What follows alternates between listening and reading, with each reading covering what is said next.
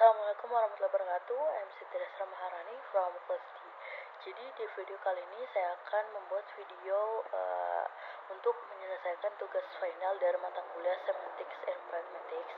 Jadi di video kali ini saya akan membahas mengenai materi tentang deiksis atau dalam bahasa Indonesia itu deiksis, penyebutan dalam bahasa Indonesia. Jadi dalam KBBI atau Kamus Besar Bahasa Indonesia, deiksis diartikan sebagai hal atau fungsi menunjuk sesuatu di luar bahasa, atau kata yang mengacu kepada persona, waktu, dan tempat suatu tuturan. Dan kemudian para ahli yang menyatakan Yule pada tahun 2006 menyatakan pendapatnya mengenai deiksis.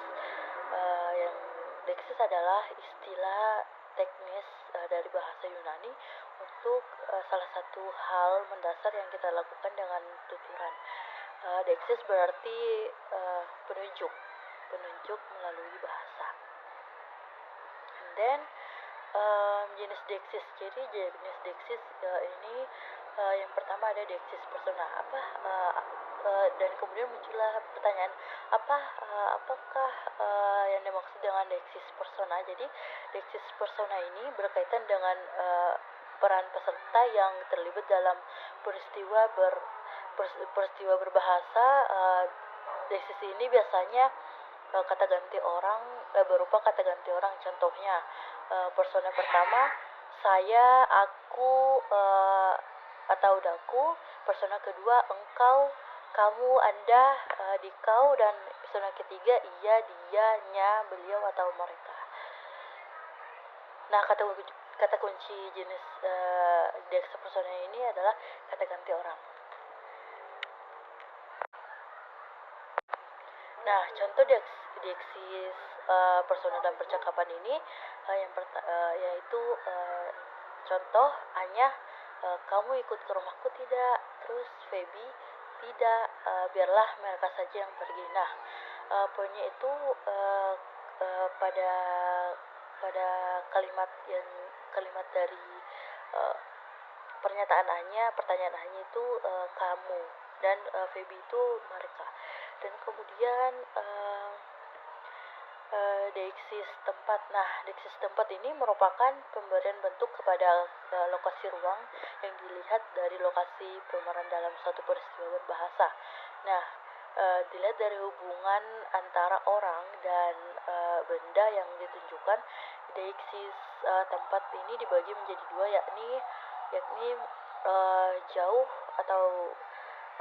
jauh dan dekat.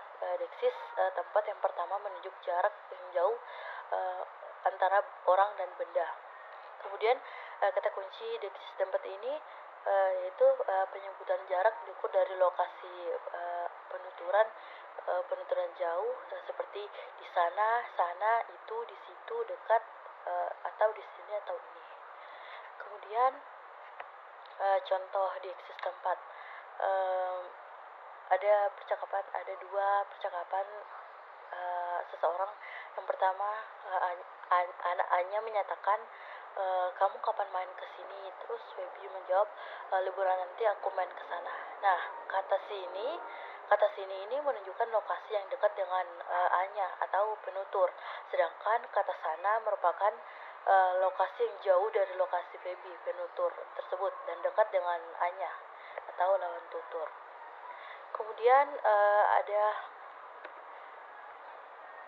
deiksis waktu. Nah, deiksis waktu ini menunjuk kepada pengungkapan jarak dan waktu yang dipandang dari waktu atau suatu ungkapan oleh pembicara seperti sekarang, pada saat itu, kemarin, besok, dan lain sebagainya. Kemudian kata kunci deiksis waktu ini adalah jarak waktu yang sekarang saat melakukan tuturan. Contoh sekarang, besok, lusa, dan kemarin. Kemudian contoh deiksis deiksis wacana. Nah, deiksis wacana ini berkaitan dengan kata-kata atau frase yang berfungsi untuk mengungkapkan bagian-bagian kalimat dalam wacana atau ujaran. Nah, dalam deksis wacana ini terdapat pengacuan anaforik yang merujuk pada bagian yang telah disebut terdahulu.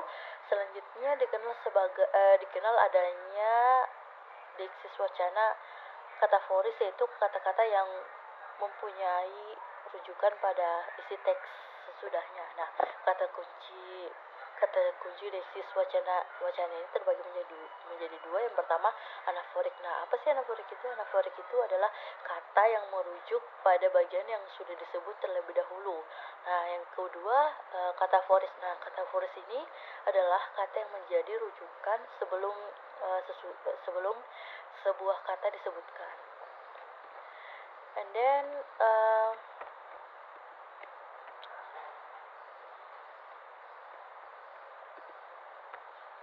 contoh diksi sosial. Ada dua pernyataan. Pernyataan yang pertama, saya harap Pak Haji berkenan memenuhi undangan saya. Dan yang kedua, bisakah saya menemui ibu nanti? Nah, dan apa sih? Dan timbullah pertanyaan seputar deksis ini. Namun pernyataan ini berhubungan dengan mata kuliah semantik dalam pragmatik ini. Nah, muncullah pertanyaan, mengapa dibutuhkan deksis dalam pragmatik? Nah, jawabannya adalah deksis merupakan salah satu kajian pragmatik. Kemudian dengan adanya deksis dapat membuat makna bahasa menjadi lebih teratur dan efektif, sehingga tidak menyebabkan kerancuan dan tidak menimbulkan persepsi yang berbeda saat sedang berbahasa. Okay, I think enough from me. Mohon maaf bila banyak kurangnya. Saya ucapkan Assalamualaikum warahmatullahi wabarakatuh. Terima kasih.